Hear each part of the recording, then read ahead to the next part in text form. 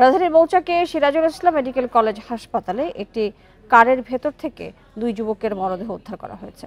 দুপুরে মরদেহ দুটি উদ্ধার করে রমনা থানা পুলিশ।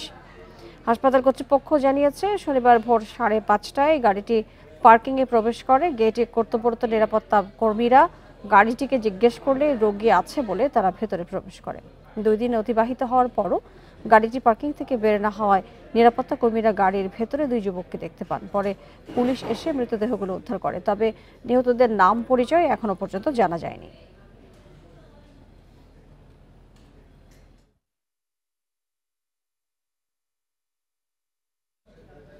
নওগাঁ জেলা বিএনপির দ্বিবার্ষিক সম্মেলন চলছে। সম্মেলনের প্রধান অতিথি হিসেবে কিছুক্ষণের মধ্যেই ভার্চুয়ালি যুক্ত হয়ে বক্তব্য রাখবেন দলের ভারপ্রাপ্ত চেয়ারম্যান তারেক রহমান। 15 বছর পর সম্মেলন হওয়ায় নেতাকর্মীদের মধ্যে উৎসবের আমেজ চলছে। সকাল থেকে জেলার বিভিন্ন এলাকা থেকে ছোট ছোট মিছিল নিয়ে সম্মেলন স্থলে যোগ দিচ্ছেন নেতাকর্মীরা। জেলা কমিটিতে পদপ্রত্যাশীদের ব্যানার পোস্টারে ছেয়ে গেছে পুরো শহরে। এবারের সম্মেলনে সভাপতি পদে 8 জন, সাধারণ সম্পাদক পদে 4 জন এবং সাংগঠনিক সম্পাদকদের 3টি পদের জন্য 8 জন প্রতিদ্বন্দ্বিতা করছেন। সম্মেলন ঘিরে আশেপাশের এলাকায় নিরাপত্তা জোরদার করেছে আইন শৃঙ্খলা বাহিনী।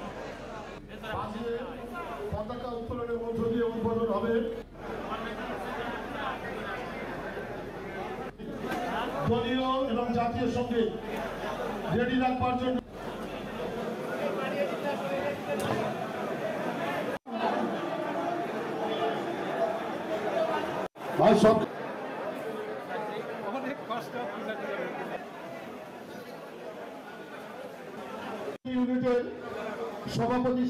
আইন শৃঙ্খলার বর্তমান যে পরিস্থিতি রয়েছে, সেই পরিস্থিতিতে নির্বাচন করা সম্ভব বলে মন্তব্য করেছেন স্বরাষ্ট্র উপদেষ্টা জাহাঙ্গীর আলম চৌধুরী।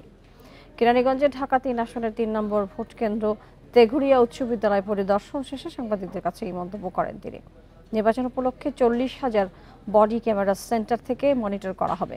সেই সাথে অতিরিক্ত পুলিশ, আনসার মোতায়েন সহ 80,000 সেনা এবং বিজিবি সদস্য থাকবে বলে জানান স্বরাষ্ট্র উপদেষ্টা। ভোট সুষ্ঠু, শান্তিপূর্ণ উৎসব মুখর করতে সব দলের সহযোগিতা চান তিনি। যে কোনো অন্যায় দেখলে তা প্রতিহত করতে জনগণের প্রতি আহ্বান জানান স্বরাষ্ট্র উপদেষ্টা। অবৈধ অস্ত্র উদ্ধার চলমান থাকবে বলেও জানান তিনি।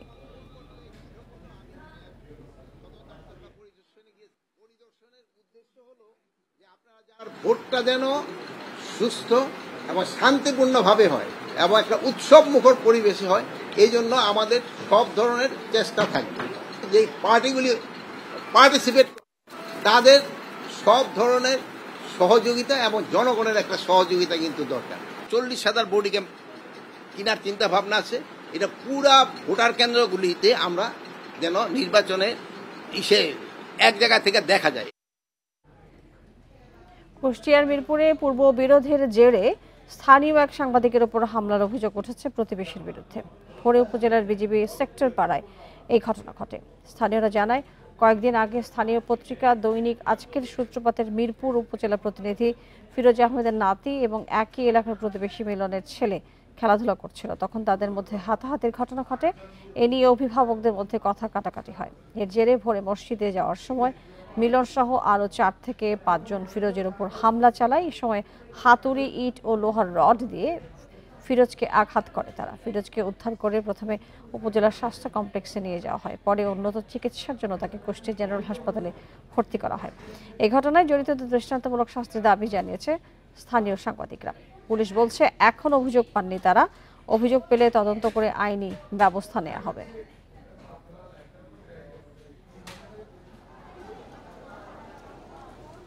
গাজীপুরের সাংবাদিক তুহিন হত্যার প্রতিবাদে বিভিন্ন জেলায় মানববন্ধন হয়েছে। সকাল 10টায় মানিকগঞ্জ প্রেস ক্লাব চত্বরে অংশ নেন জেলার বিভিন্ন গণমাধ্যমে কর্মরত সাংবাদিকরা। গ্রেপ্তারকৃতদের দৃষ্টান্তমূলক শাস্তি না হলে আন্দোলন চালিয়ে যাওয়ার হুঁশিয়ারি দেন তারা।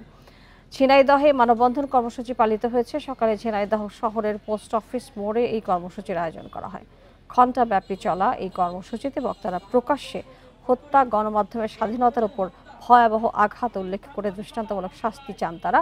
একই সঙ্গে সাংবাদিকদের নিরাপত্তা নিশ্চিত করতে কার্যকর ব্যবস্থা নেওয়ার দাবি জানান।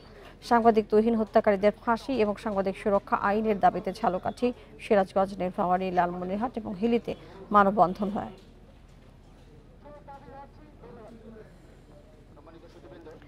বরিশাল শের-ই-বাংলা মেডিকেল কলেজ হাসপাতাল সহ সারা দেশের স্বাস্থ্য খাতে সংস্কারের দাবিতে পঞ্চম দিনের মতো আজও বরিশালে ব্লকেট কর্মসূচি পালন করছে ছাত্র জনতা। দুপুরে 12টার দিকে নগরের নথুল্লাবাদ কেন্দ্রীয় বাস টার্মিনাল এলাকায় ঢাকা রিশাল মহাসড়ক অবরোধ করেন আন্দোলনকারীরা বলেন শের-ই-বাংলা মেডিকেল কলেজ হাসপাতাল সহ দেশের স্বাস্থ্য ব্যবস্থার সংস্কারের জন্য তারা দীর্ঘদিন আন্দোলন চালিয়ে আসছেন, তবে এখনো পর্যন্ত কর্তৃপক্ষ তাদের সাথে কোনো প্রকার আলোচনা করেনি। স্বাস্থ্য খাত সংস্কার না হওয়া পর্যন্ত আন্দোলন চালিয়ে যাওয়ার হুঁশিয়ারি দেন তারা। এদিকে আন্দোলনকে ঘিরে নথুল্লাবাদ এলাকায় অতিরিক্ত পুলিশ মোতায়েন করেছে প্রশাসন।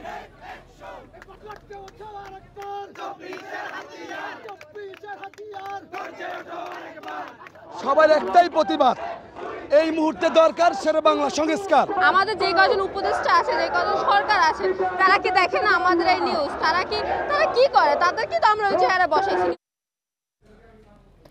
অতিরিক্ত উৎস কর বাতিলের দাবিতে ঢাকার দোহারে মানববন্ধন করেছেন দলিল লেখকরা। দুপুরে উপজেলা সাব রেজিস্ট্রি অফিসের সামনে এই কর্মসূচি পালন করে তারা। এ সময় তারা বলেন, উপজেলায় প্রতি শতাংশ জমির উপর ধার্যকৃত বর্তমান অতিরিক্ত উৎসে কর 30,000 টাকা, আর কাঠা প্রতি তা প্রায় 50,000 টাকা নির্ধারণ করা হয়েছে। বাড়তি করের কারণে দিন দিন দলিল নিবন্ধনের সংখ্যা কমে যাচ্ছে, রাজস্ব বঞ্চিত হচ্ছে সরকার। এছাড়া কাজ কমে যাওয়ায় বিপাকে পড়েছেন দলিল লেখক এবং তাদের সঙ্গে জড়িতরা। ভূমি নিবন্ধন কার্যক্রম স্বাভাবিক রাখতে অতিরিক্ত উৎসে কর বাতিলের দাবি জানিয়েছেন তারা।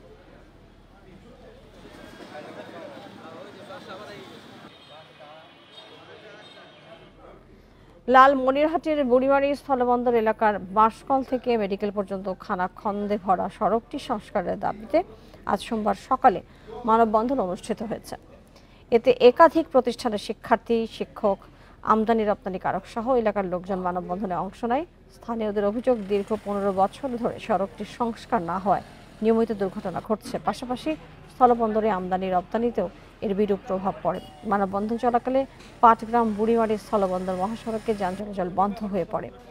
পরে পাটগ্রামের উপজেলা নির্বাহী কর্মকর্তা ঘটনাস্থলে উপস্থিত হয়ে দ্রুত সড়ক সংস্কারের আশ্বাস দিলে ঘণ্টাখানেক পর যান চলাচল স্বাভাবিক হয়। আমরা এস্টিমেটের পর্যায়ে রয়েছে, আমাদের ডিজাইন অলরেডি চলে এসেছে আমাদের এলজিডির পাটগ্রাম দপ্তরে। আমরা এই ডিজাইনটি অনুযায়ী আমরা এস্টিমেট করছি। এস্টিমেট হয়ে গেলে আগামী 2-1 দিনের মধ্যে আমি মন্ত্রণালয়ে পাঠিয়ে দেব। পটুয়াখালীর কলাপাড়ায় টেকসই বেড়ি বাঁধ নির্মাণের দাবিতে কলাগাছের ভেলায় ভেসে সংবাদ সম্মেলন করেছেন স্থানীয়রা। সকাল 11টার দিকে উপজেলার ধানখালী ইউনিয়নের পশ্চিম লোন্দা গ্রামের টিয়াখালী নদীর তীর এলাকায় সংবাদ সম্মেলন অনুষ্ঠিত হয়। এ সময় ভুক্তভোগীরা বলেন, টিয়াখালী নদীতে বাঁধ না থাকায় প্রতিনিয়ত জোয়ারের পানিতে প্লাবিত হচ্ছে এলাকা, এতে নষ্ট হচ্ছে ফসলি জমি, রাস্তাঘাট, শিক্ষা প্রতিষ্ঠান ও বসত ভিটা তলিয়ে দুর্ভোগে পড়তে হয় তাদের। বর্ষাকালে এই দুর্ভোগ বেড়ে যায় কয়েক গুণ। এজন্য 3 কিলোমিটার এলাকায় টেকসই বাঁধ নির্মাণের দাবি জানান বানভাসীরা।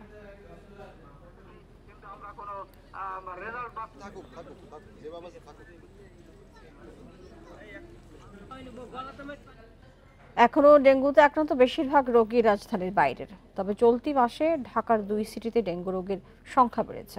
মৃত্যুর হারও রাজধানীতে বেশি। এখন পর্যন্ত ডেঙ্গুতে মৃত্যু হওয়া 101 জনের মধ্যে 56 জনই ঢাকার 2 সিটির বাসিন্দা। সামনের দিনে ডেঙ্গু পরিস্থিতির অবনতি ঠেকাতে উদ্যোগ নেওয়ার কথা জানিয়েছেন 2 সিটির প্রশাসক। একটা সময় ছিল 80 থেকে 90% রোগী আক্রান্ত হতো ঢাকার 2 সিটিতে, তবে চলতি বছর পাল্টে গেছে সে দৃশ্যপট। 1 জানুয়ারি থেকে 10 আগস্ট পর্যন্ত আক্রান্ত 24,183 জনের মধ্যে 18,837 জনই ঢাকার বাইরের বাসিন্দা। তবে বর্ষা মৌসুমে অর্থাৎ আগস্টে এসে রাজধানীতে বাড়ছে ডেঙ্গু রোগীর সংখ্যা। প্রতিদিন গড়ে শতাধিক রোগী হাসপাতালে ভর্তি হচ্ছে, যা আগের থেকে প্রায় দ্বিগুণ। ঢাকা দক্ষিণ সিটির প্রশাসক বলছেন, রাজধানীতে বড় বড় হাসপাতালগুলো ঢাকা দক্ষিণে। এখানে ভর্তি বেশিরভাগ রোগী আসছে বিভিন্ন জেলা শহর থেকে। ডিএসসিসিতে ডেঙ্গু রোগী কম থাকলেও থেমে নেই মশক নিধন কার্যক্রম। ঔষধ ছিটাচ্ছি, সেটা কিন্তু আগে যেমন প্রতি মেশিনের জন্য আমরা ডেইলি 30 লিটার করে দিতাম, কিন্তু এখন কিন্তু 60 লিটার করে দিচ্ছি আমরা। তো আমাদের ঔষধের মাত্রাটা আমরা বাড়িয়েছি। তো আমরা আশা করতেছি আমাদের যে চলমান কার্যক্রম এটা যদি অব্যাহত রাখতে পারি, তাহলে আমার মনে হয় সেপ্টেম্বর অক্টোবর মাসেও আমরা নিয়ন্ত্রণে রাখতে পারবো বলে, বা এটা ছড়িয়ে পড়বে এরকম আমার কাছে মনে হয়। ঢাকা উত্তরের প্রশাসক বলছেন, এডিস নিধনে নেওয়া হয়েছে নতুন উদ্যোগ। সেই সাথে মাঠে রয়েছে ভ্রাম্যমাণ আদালত। এডিসের লার্ভা পেলে করা হচ্ছে জরিমানা। যে কোনো ডিজিজ মহামারী হয়ে যেতে পারে মানুষের অসুস্থতার কারণে। তো অসচেতনতা যেটা হচ্ছে সেটা তো আসলে ঘরের ভিতরে তো আমরা ঢুকতে পারছি না। তো এটা ডেফিনেটলি এটা একটা বড় মানে গ্যাপ রয়ে গেছে, যেটা পটেনশিয়ালি ড্যামেজ হতে পারে। তো সেই কারণে আমরা এটাকে সবসময় মাথায় রেখে সিরিয়াসলি কাজ করি। চলতি বছর ঢাকা উত্তরে আক্রান্ত হয়েছেন 2008 জন রোগী, আর ঢাকা দক্ষিণে আক্রান্তের সংখ্যা 3338 জন।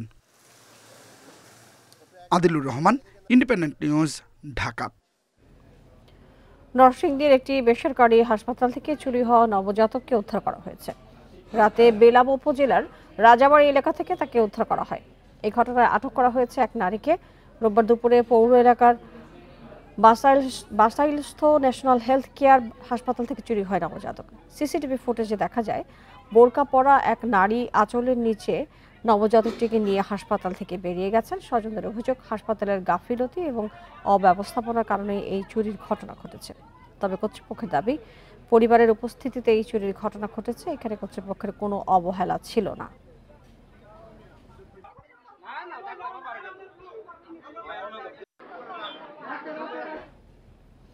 নিজ জেলা চাঁদপুর থেকেই প্রায় 1 কোটি টাকা হাতিয়ে নিয়েছেন ফ্লাইট এক্সপার্টের এমডি সালমান বিন রশিদ শাহ সাইম। বিভিন্ন উপজেলার অন্তত 10 জন সাব এজেন্টের কাছ থেকে এইসব টাকা লোপাটের অভিযোগ পাওয়া গেছে। বিমানের টিকিট কেনা এবং অগ্রিম বুকিং দিয়ে বিপাকে ভুক্তভোগীরা। পালানোর 3 মাস আগেই বসতঘর বিক্রি করেন ফ্লাইট এক্সপার্টের এমডি সালমান। রাজধানী নয়াপল্টনে ওয়ার্ল্ডট্রেক ট্রাভেলের মালিক কচুয়ার বাসিন্দা ফখরুল আলম। একই জেলার মানুষ হওয়ায় ব্যবসায়িক সখ্যতা গড়ে ওঠে ফ্লাইট এক্সপার্টের এমডি সাইমের সাথে। ফখরুলের অভিযোগ, সাইম পালিয়ে যাওয়ায় 9 লাখ টাকা লোকসান হয়েছে তার। জমা দেয়া আছে আরও 30 লাখ টাকা। ওনাদের অ্যাকাউন্টে আমার 46,000 টাকা ছিল, ওই টাকাটাও তো আর আপাতত কানেকশন নাই। এছাড়া আমার নিয়ারলি 30 লাখ টাকার টিকিট এখনো রানিংয়ে আছে। শুধু ফখরুল নন, শাহরাস্তি, ফরিদগঞ্জ সহ বিভিন্ন উপজেলার আরও অনেকের টাকা হাতিয়ে নিয়েছেন ফ্লাইট এক্সপার্টের এমডি। গ্রামবাসী বলছে, 2 মাস আগে দামি গাড়ি ও ঢাকায় 4টি ফ্ল্যাট কেনেন সাইম। চৌমুনি বাজারে রয়েছে 3 তলা ভবন ও 48% জমি। কচুয়ার আছে একজন, আরো এক জায়গার আছে, আবার আমাদের যে পাশের গ্রাম যে বরিগাঁও থেকে উনিও কিছু টাকা পয়সা পাইবো।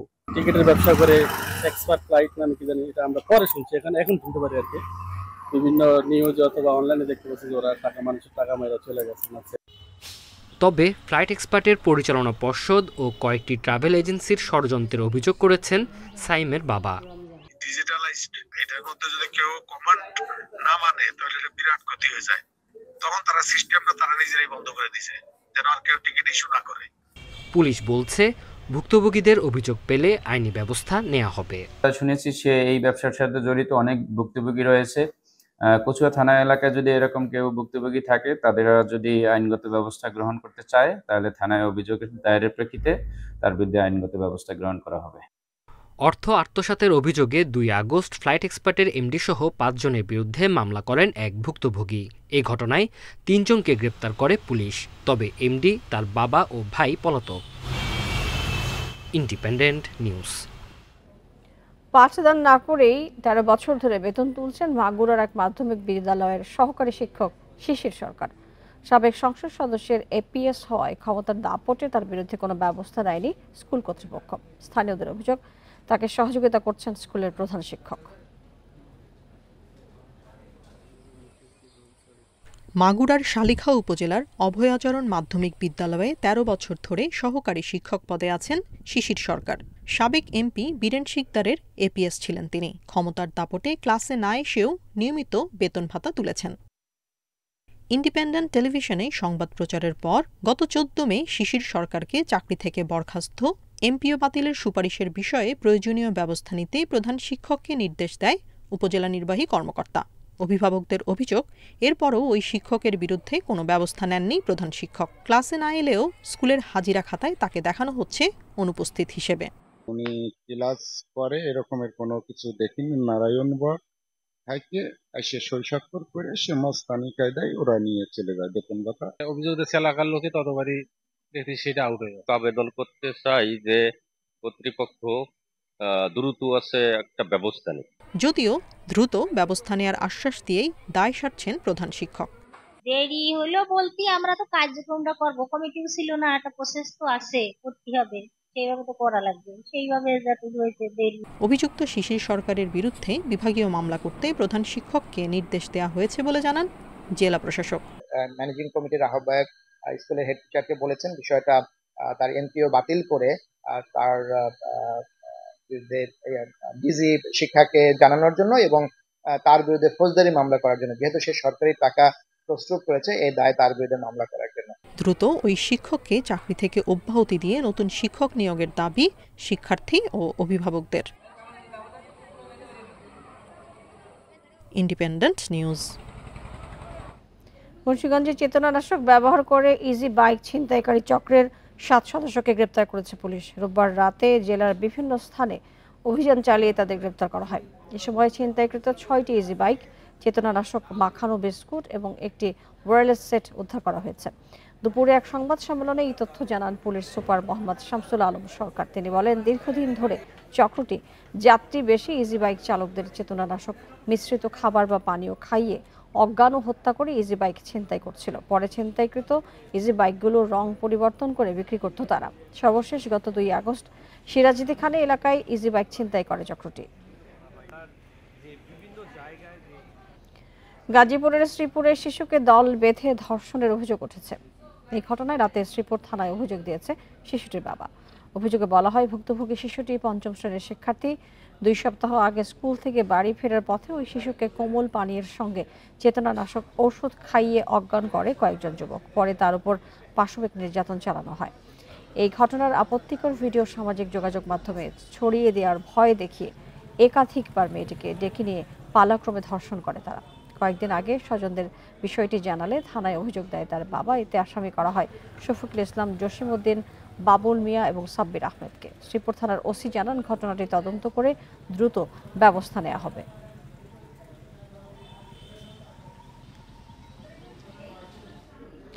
লক্ষ্মীপুরের আলোচিত জোড়াখুন সহ 23 মামলার আসামি আলমগীর হোসেন ওরফে কদু আলমগীরকে গ্রেপ্তার করেছে যৌথ বাহিনী।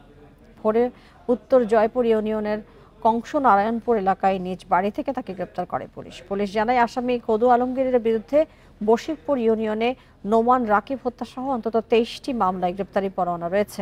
এছাড়া হত্যাসহ একাধিক মামলার আরেক আসামি আল আমিনকেও গ্রেপ্তার করা হয়। সে সদর উপজেলা বশিরপুর ইউনিয়ন যুব দলের সাধারণ সম্পাদক ছিলেন। তারা দুইজনই তালিকাভুক্ত শীর্ষ সন্ত্রাসী। গ্রেপ্তারকৃতদের থানায় হস্তান্তর করা হয়েছে বলেও জানায় পুলিশ।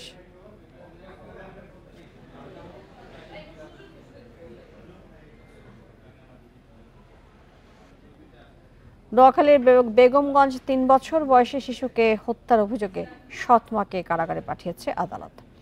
সকালে জেলা চিফ জুডিশিয়াল ম্যাজিস্ট্রেট আদালতে হাজির করা হলে বিচারক তাকে জেলা কারাগারে পাঠানোর আদেশ দেন। বেগমগঞ্জ থানার এসআই শহীদুল ইসলাম জানান, রোববার বিকেলে শরীফপুর ইউনিয়নের খানপুর গ্রাম থেকে 3 বছরের সুমাইয়া আক্তারের মরদেহ উদ্ধার করে পুলিশ।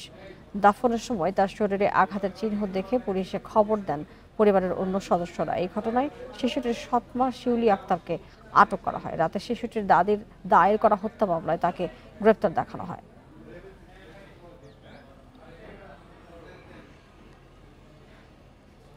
মৌলভীবাজারের কমলগঞ্জে ইলেকট্রিশিয়ান আব্দুল রহিমকে হত্যার রহস্য উদ্ঘাটন করেছে পুলিশ। রহিমের কাছে টাকা চাইলে না দেয়ায় ছোট ভাই তাকে হত্যা করেছে বলে দাবি পুলিশের। দুপুরে মৌলভীবাজারের সংবাদ সম্মেলনে পুলিশ জানায়, গত 9 আগস্ট নিজ ঘর থেকে আব্দুর রহিমের গলাকাটা মরদেহ উদ্ধার করে পুলিশ। পরে জিজ্ঞাসাবাদের জন্য মাদ্রাসা পড়ুয়া ছোট ভাই করিমকে আটক করা হয়। পরে জিজ্ঞাসাবাদে সে জানায় 500 টাকা চাইলে না দেয়ায় ঘুমন্ত অবস্থায় কুপিয়ে হত্যা করা হয়। এছাড়া বিভিন্ন সময় শাসনের কারণেও ক্ষোভ ছিল বলে জানায় করিম। আমরা এক পর্যায়ে জানতে পারি যে ভিকটিমের ছোট ভাই এখানে রানা, আমরা ছদ্মনাম ইউজ করতেছি, সে হচ্ছে গলা কেটে তার বড় ভাইকে হত্যা করে। মূলত হচ্ছে তাদের মধ্যে এই শাসন নিয়ে, পারিবারিক শাসন নিয়ে এবং বিভিন্ন পারিবারিক ঝামেলা নিয়ে তার মধ্যে ক্ষোভ ছিল। নওগাঁ জেলা বিএনপি দ্বিবার্ষিক সম্মেলনে লন্ডন থেকে ভার্চুয়ালি যুক্ত হয়ে বক্তব্য রাখছেন দলটির ভারপ্রাপ্ত চেয়ারম্যান তারেক রহমান। আমরা সরাসরি সেখানে চলে যাচ্ছি। ডাক্তারদেরকে নিয়ে গেছে, তাদের স্বেচ্ছাসেবক দলের নেতাকর্মীদেরকে নিয়ে গেছে, অথবা নিজেরা মিলে গ্রুপ নিয়ে গিয়েছে, যার যত চিরা মুড়ি যা পেরেছে দিয়ে কম বেশি মানুষকে সাহায্য করেছে, সহযোগিতা করেছে। মানুষ এটা দেখেছে। আপনারা দেখেছেন যখন শহীদ জিয়া দেশের দেশের দেশ পরিচালনার দায়িত্বে ছিলেন, আমরা দেখেছি তার আগে কি হয়েছে, দুর্ভিক্ষ হয়েছে, কিন্তু শহীদ জিয়া শুধুমাত্র খালগুলোকে কেটে খালে পানি এনে কৃষকের পানির ব্যবস্থা করে কিভাবে দেশের ফসল উৎপাদন দ্বিগুণ করেছিলেন, বৃদ্ধি করেছিলেন। প্রিয় ভাই বোনেরা, দেশের মানুষ প্রায় 20 কোটি। এই 20 কোটি মানুষের অর্ধেক নারী। এখন এই অর্ধেক জনসংখ্যাকে পিছনে রেখে কিন্তু আমরা দেশকে সামনে নিতে পারবো না। এবং একটি জাতিকে যদি সামনে এগিয়ে নিয়ে যেতে হয়, অন্তত বেসিক শিক্ষা ব্যবস্থাটা নিশ্চিত করতে হবে। আমরা কি দেখেছি দেশনেত্রী খালেদা জিয়ার সময়, এই অর্ধেক যে নারী সমাজ, এই নারী সমাজ যাতে শিক্ষার আলো থেকে বঞ্চিত না হয়, আমরা দেখেছি দেশনেত্রী খালেদা জিয়া নারীদের দ্বাদশ শ্রেণী পর্যন্ত নারীদের শিক্ষা ব্যবস্থা উনি বিনামূল্যের ব্যবস্থা করে দিয়েছিলেন, যাতে মেয়েরা বিনামূল্যে পড়ালেখা শিখতে পারে।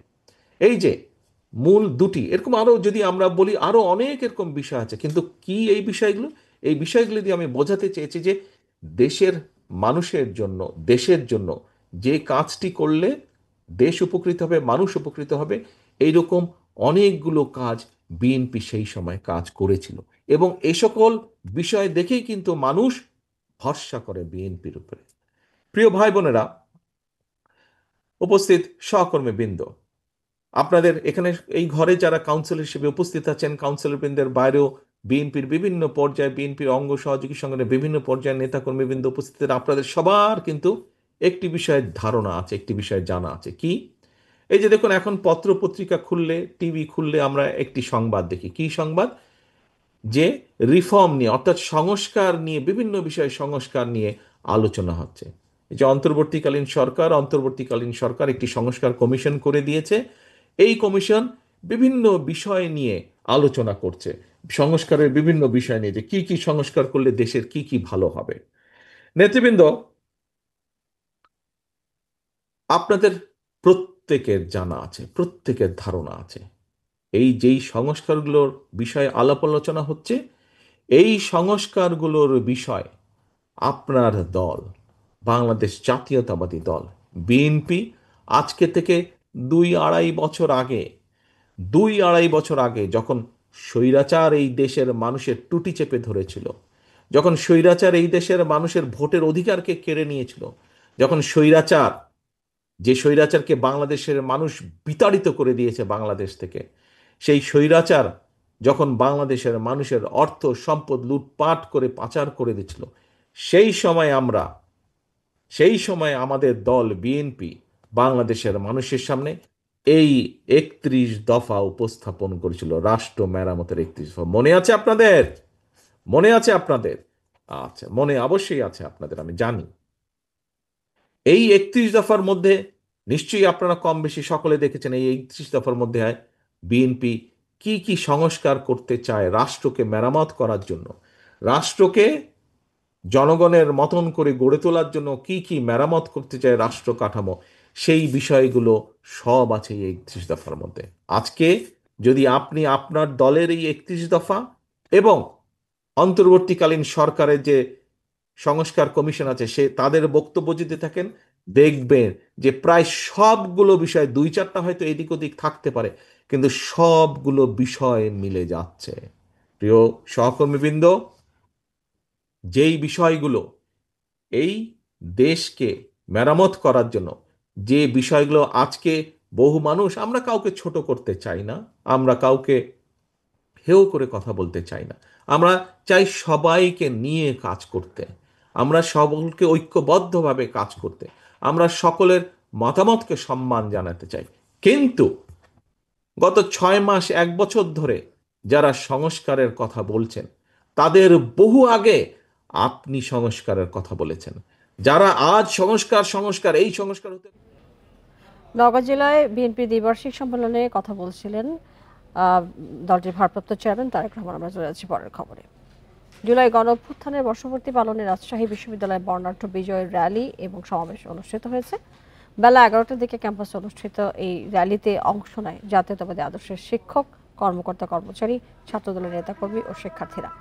প্যারিস রোড থেকে শুরু হয়ে র্যালিটি ক্যাম্পাসের বিভিন্ন সড়ক প্রদক্ষিণ করে সিনেট ভবনের সামনে গিয়ে সমাবেশ অনুষ্ঠিত হয়। এ সময় বক্তারা বলেন, ফ্যাসিবাদী শক্তি সারা দেশে অস্থিতিশীল পরিবেশ সৃষ্টির ষড়যন্ত্র করছে। ফ্যাসিবাদের দোসরদের রুখতে জুলাইয়ের ছাত্র জনতার আন্দোলনের সকল পক্ষকে ঐক্যবদ্ধ থাকার আহ্বান জানান তারা।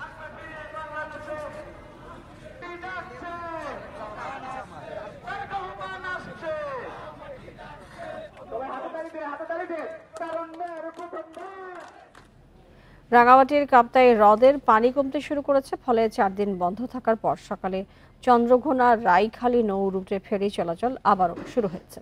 কাপ্তাই পানি বিদ্যুৎ উৎপাদন কেন্দ্রের ব্যবস্থাপক মাহমুদ হাসান জানান, হ্রদের পানি কমায় বাঁধের দরজা 3.5 ফুট থেকে কমিয়ে 1.5 ফুটে নামিয়ে আনা হয়। পরিস্থিতি আরও উন্নতি হলে মঙ্গলবার বন্ধ করে দেওয়া হবে স্পিলওয়ের 16টি দরজা। কর্ণফুলী নদীতে প্রবল স্রোতের কারণে 7 আগস্ট চন্দ্রঘোনা রাইখালী নৌ রুটে ফেরি চলাচল বন্ধ করে দেওয়া হয়।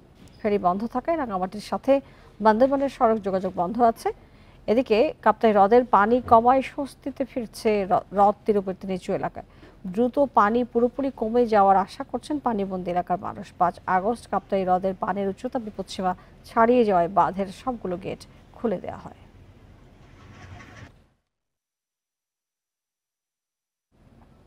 এই ছিল আজকে সমগ্র বাংলাদেশে। আরো বিস্তারিত জানতে চোখ রাখুন ফেসবুক, ইউটিউব এবং এক্সে। ধন্যবাদ সবাইকে সাথে থাকার জন্য।